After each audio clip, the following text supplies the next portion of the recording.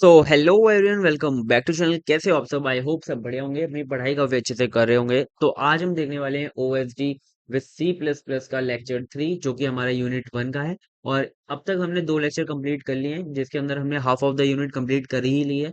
और मैंने आपको बताया ही था कि आधी यूनिट में हमारी ओप्स के रिलेटेड है कॉन्सेप्ट, और आधी यूनिट में हमारा यूएमएल के रिलेटेड है।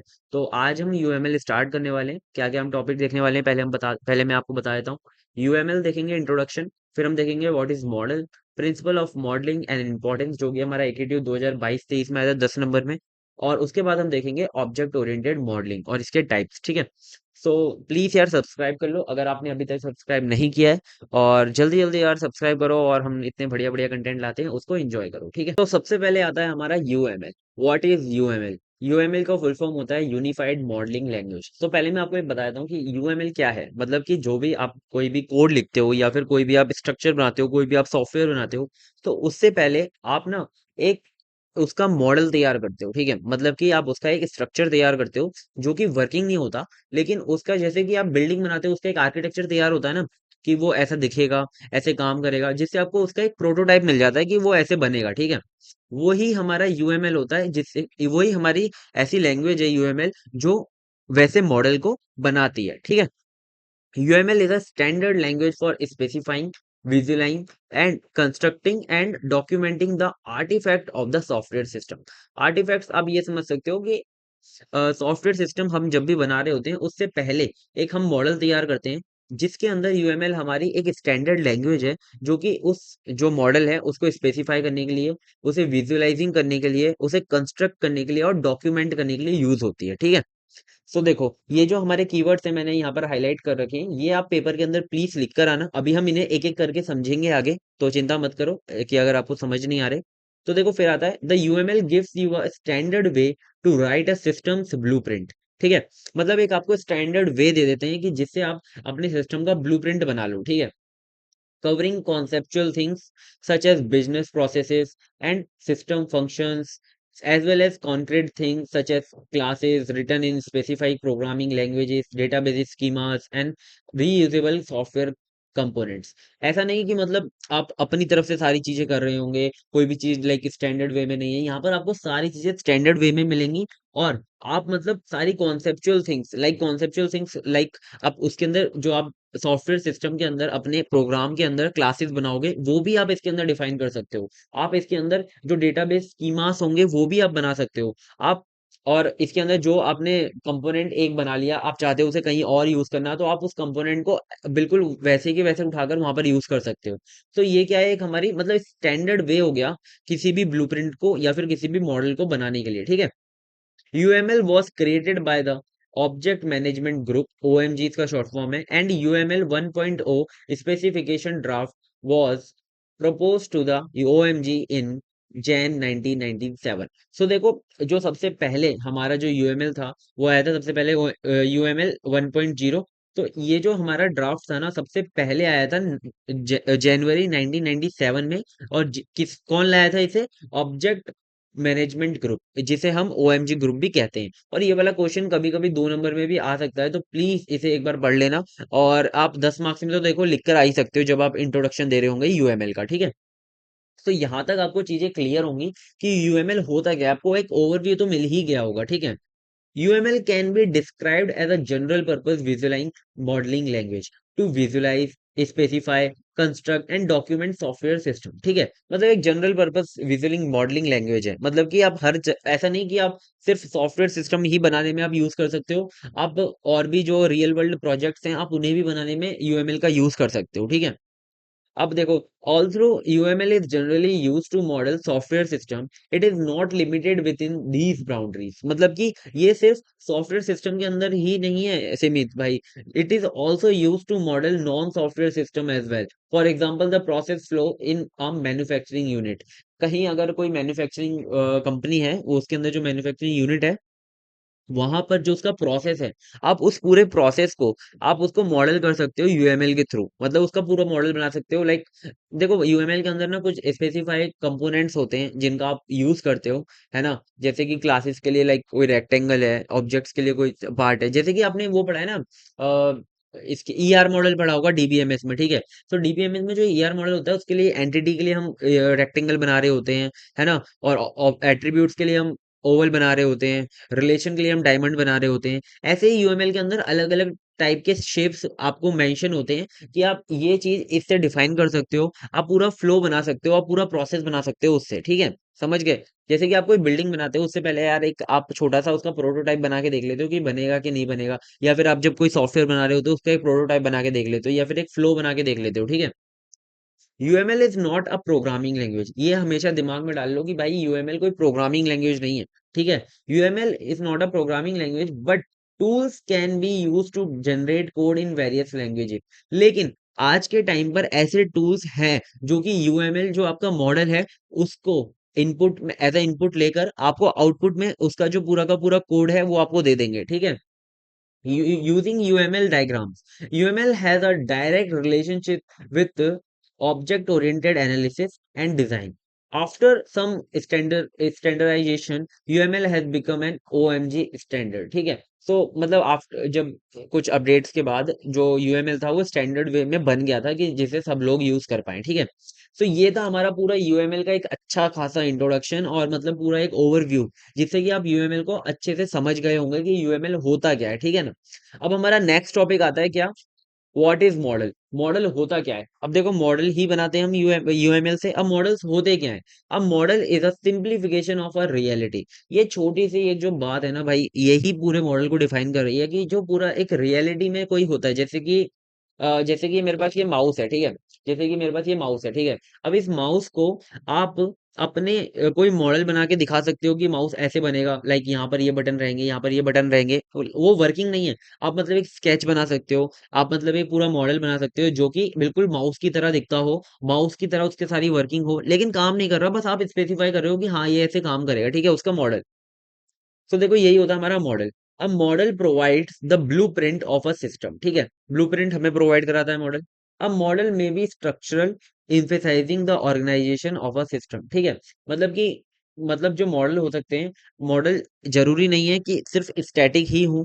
आपके मॉडल देखो दोनों हो सकते हैं, या तो स्ट्रक्चरल भी हो सकते हैं और बिहेवियरल भी हो सकते हैं। लाइक मतलब स्ट्रक्चरल वो मॉडल होते हैं जो कि स्टैटिक होते हैं, जो कि कोई काम नहीं कर रहे, ठीक है। लेकिन बिहेवियरल मॉडल ऐसे होते हैं जो कि डायनेमिक होते हैं और कुछ चीजें वर्किंग भी होती हैं उनके अंदर, ठीक है। अब देखो ये मॉडल हो गया हमारा कि मॉडल होता क्या है, आपको आई होप इतना क्लियर होगा। अब हमारा नेक्स्ट टॉपिक आता है प्रिंसिपल्स ऑफ मॉडलिंग, जो कि हमारा 2022-23 में आया था। और इसके साथ हमारा एक टॉपिक और पूछा गया था कि इंपॉर्टेंस ऑफ मॉडलिंग होती क्या है, ठीक है। तो मैंने इस क्वेश्चन को अलग से सॉल्व किया है। पहले मैं आपको इन्हें शॉर्ट फॉर्म में इन प्रिंसिपल को बता देता हूँ। तो देखो प्रिंसिपल अगर आप याद करना चाहो, मतलब कि आपको याद नहीं रहते, तो आप इनको डायरेक्टली ऐसे छोटे छोटे से याद कर सकते हो। चूज योर मॉडल वेल, हमेशा मॉडल अच्छा चूज करो। एवरी मॉडल में be express at different level of precision. The best model are connected to reality. No single model is sufficient. आप इस चारों पॉइंट्स को याद कर सकते हो कि ये प्रिंसिपल्स हैं, ठीक है। अब देखो मैंने इस क्वेश्चन को अलग से सॉल्व कर रखा है क्योंकि मैंने पेपर सॉल्व किया था, तो मैंने वहां पर सॉल्व कर दिया था, ठीक है। तो देखो ये रहा क्वेश्चन, ये हमारा क्वेश्चन आया था explain the principles and importance of modelling, ठीक है। तो सबसे पहले देखते हैं प्रिंसिपल ऑफ मॉडलिंग होते क्या है। पहले मैंने आपको शॉर्ट फॉर्म में बता दिया, आप उससे याद कर लेना। अब देखो जो लिख कर आने हैं आपको वो, क्योंकि 10 नंबर में आप इतने छोटे फॉर्म में नहीं लिख कर आ सकते। द चॉइस फर्स्ट प्रिंसिपल है ये आपका। The choice of what models to create has a profound influence on how a problem is attacked and how a solution is shaped। मतलब कि आपको हमेशा जो मॉडल है वो हमेशा करेक्ट चूज करना है as related to your problem. मतलब कि ऐसा नहीं कि आप आपकी प्रॉब्लम कुछ और है और आप मॉडल कुछ और चूज कर लो, ठीक है। This means choose correct model as per the requirement of problem statement. जो भी आपका प्रॉब्लम स्टेटमेंट है, अब उसके अंदर देखो कि आपको कितनी सारी प्रॉब्लम सॉल्व करनी है और कौन सा मॉडल आपके लिए बेस्ट है, सुटेबल है, आप उसी को चूज करो, ठीक है। सो ये हमारा हो गया क्या, पहला प्रिंसिपल। सेकंड आता है every model may be expressed at different level of precision. Like मतलब कि हर लेवल से आपका जो मॉडल है वो अच्छा होना चाहिए, लाइक मतलब प्रिसाइज होना चाहिए। जैसे कि हर डिफरेंट लेवल का मतलब क्या है, लाइक एक हमारा एडिटर कोई मॉडल को देख रहा होता है, एक हमारा यूजर कोई मॉडल को देख रहा होता है, एक हमारा डिजाइनर कोई मॉडल को देख रहा होता है। तो हर लेवल के से आपका जो मॉडल है वो प्रिसाइज होना चाहिए। एक आपकी लो लेवल होती है, एक आपकी हाई लेवल होती है, ठीक है। यूजर को जो है वो हाई लेवल दिख रही होती है, उसके अंदर लोअर कुछ नहीं दिख रहा होता, लेकिन जो डिजाइनर है उसे पता है कि लोअर लेवल में क्या काम हो रहा है। तो हर लेवल पे आपका जो मॉडल है वो प्रिसाइज होना चाहिए। This means all the user and developer both में visualize the system at different levels of detail at different time, ठीक है। तो ये मैं आपको समझा दिया। अब नेक्स्ट आता है आपका the best model are connected to reality. हमेशा आपका जो बेस्ट मॉडल रहने वाला है वो वही रहेगा जो कि रियलिटी से कनेक्टेड रहेगा। मतलब कि जो रियल चीजें हैं वही उसके अंदर डिफाइन होंगी, और ऐसे नहीं कोई भी मतलब कुछ भी बात नहीं होगी उसके अंदर, जो रियलिटी में है ऐसा चीज बन सकती है वैसी ही चीज आपकी जो है वो बेस्ट होगी।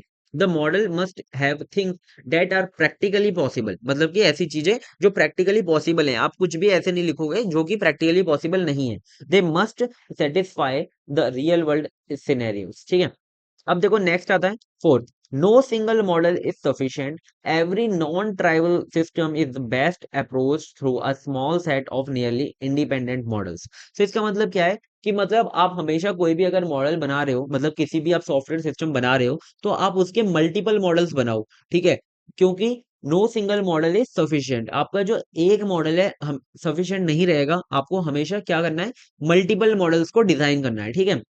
We need to have use case view, design view, process view, implementation view and development views। आपको ये सारे व्यू मतलब ये इतने सारे आपको मॉडल क्रिएट करने हैं। ये हमारा आर्किटेक्चर है, अभी हम देखेंगे आगे, लास्ट टॉपिक है ये, है ना। तो चिंता मत करना, ये आपको सारी चीजें समझाऊंगा कि ये एक एक जो व्यू है वो क्या होता है और मतलब क्या बताना चाह रहा है, ठीक है। अब आता है हमारे, ये हो गए हमारे चार प्रिंसिपल्स होते हैं, ये चारों याद कर लेना। नेक्स्ट आता है हमारा क्या, इंपॉर्टेंस ऑफ मॉडलिंग। मॉडलिंग की इंपॉर्टेंस क्या है ये तो आप सबको यार पता ही है, बस क्वेश्चन आया तो मैं बता देता हूँ। Models help us to visualize the system as it is और as we want it to be, ठीक है। मतलब कि आपका जो मॉडल आप मतलब जो आप सिस्टम बनाने वाले हो, आपको वो पहले से ही बता देता है कि वो कैसे दिखेगा, ठीक है। Models permit us to specify the structure और बिहेवियर ऑफ अ सिस्टम, ठीक है। मॉडल आपको मतलब अलाउ करता है कि आप उसका स्ट्रक्चर और बिहेवियर डिफाइन कर सको। Models give us a template that guide us in a constructing a system. मतलब आपने एक बार मॉडल बना लिया ना, तो आप उसे मतलब कि देख देख के उससे मतलब कि ये चीजें कि जब आप बना रहे होंगे ना असलियत में सिस्टम, तो आप उस मॉडल से थोड़ा थोड़ा देख देख के बना सकते हो, आपको कोई भी दिक्कत नहीं आएगी, ठीक है। गाइडेंस मिल सकती है आपको।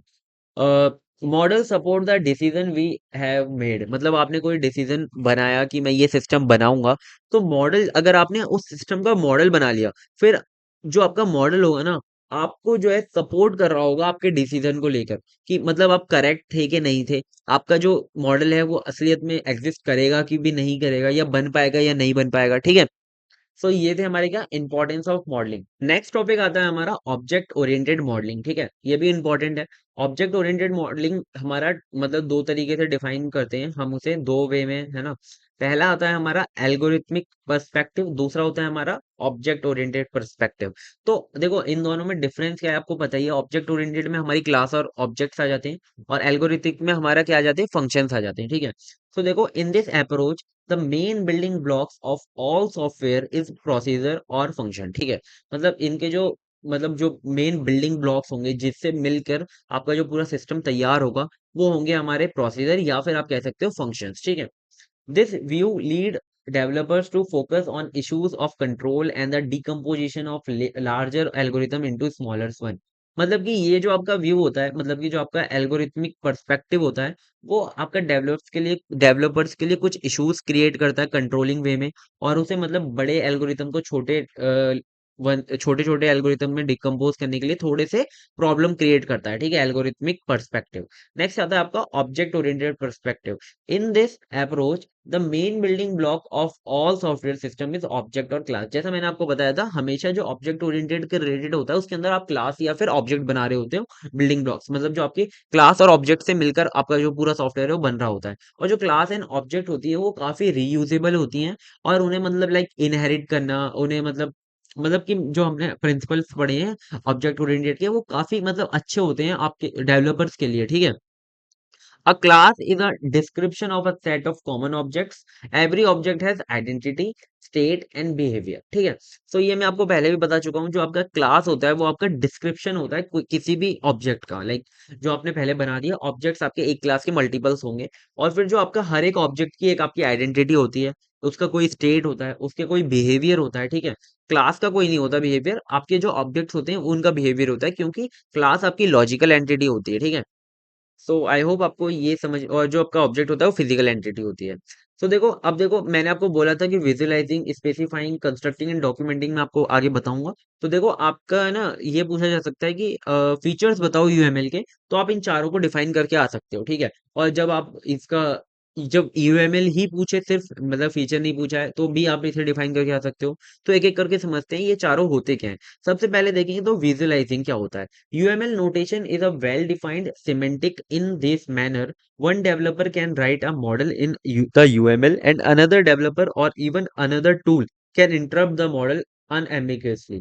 मतलब कि आपका जो UML के जो notations हैं वो इतने अच्छे से डिफाइंड है, इस मैनर में डिफाइंड है कि अगर उसमें मल्टीपल डेवलपर्स काम करें तो वो आराम से कर सकते हैं। ठीक है, उसमें कोई भी दिक्कत नहीं आएगी। या फिर मल्टीपल डेवलपर्स के साथ कोई आपके टूल्स भी काम करें तो उन्हें भी कोई दिक्कत नहीं आएगी। ठीक है, इतने अच्छे से उसके जो नोटेशंस हैं वो डिफाइन है कि विजुअलाइज करने में काफी इजी है। ठीक है, अब आता है specifying, means building models that are precise, unambiguous and complete. आपके जो बिल्डिंग मॉडल्स हैं वो आपके क्या है, प्रिसाइज हैं और अनएम्बिगुअस है। अनएम्बिगुअस का मतलब क्या है, अनएम्बिगुअस का मतलब ये है कि वो मतलब मल्टीपल तरीकों से, ऐसा नहीं है कि एक प्रॉब्लम का मल्टीपल सॉल्यूशंस होंगे, एक ही आपका सॉल्यूशन रहने वाला है, और आपके वो कंप्लीट रहने वाले हैं। ठीक है, मतलब कि एक जो आपका नोटेशन है वो एक ही चीज डिफाइन कर रहा होगा। ऐसा नहीं होगा कि एक नोटेशन के मल्टीपल मतलब होंगे, जो कि अलग अलग डेवलपर को क्या कर पाए, कंफ्यूज कर पाए। तो वो क्या करेंगे, उसे कंफ्यूज नहीं करेंगे,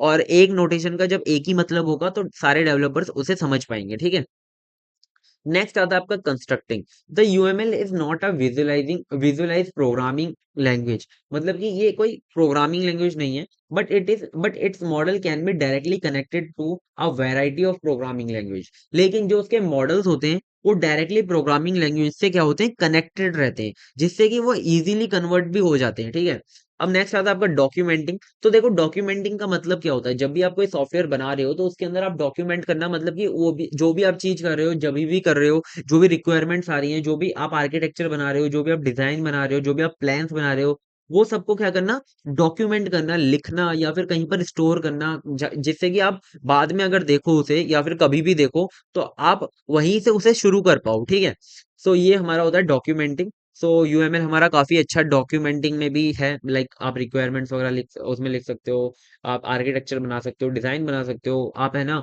सोर्स कोड वगैरह स्टोर कर सकते हो, है ना। तो ये सारी चीजें आप लिख कर आओगे, लाइक डॉक्यूमेंटिंग आ जाता है, तो आप डिफाइन के वे में भी लिख सकते हो, ऐसे पॉइंट के वे में भी लिख सकते हो।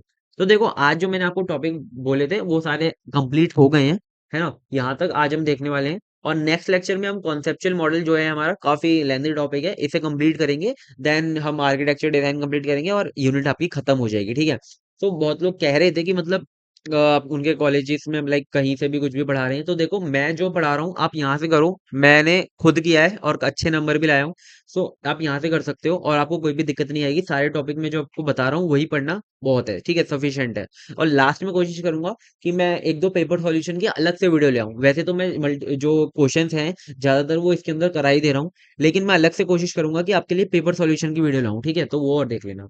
तो अगर आपने यहाँ तक वीडियो को देखा है, thank you so much. Please यार चैनल को सब्सक्राइब कर लो अगर अभी तक नहीं किया है ना। और आपको सारी यूनिट्स के नोट्स आप चेकआउट कर सकते हो डिस्क्रिप्शन, या फिर आप टेलीग्राम पे जाकर बोल सकते हो, वहां पर आपको मिल जाएंगे। ठीक है, सारी यूनिट्स के नोट्स हैं हमारे पास। ठीक है, तो चलो मिलते हैं किसी नेक्स्ट वीडियो में। Bye bye and all the best for your exam, take care.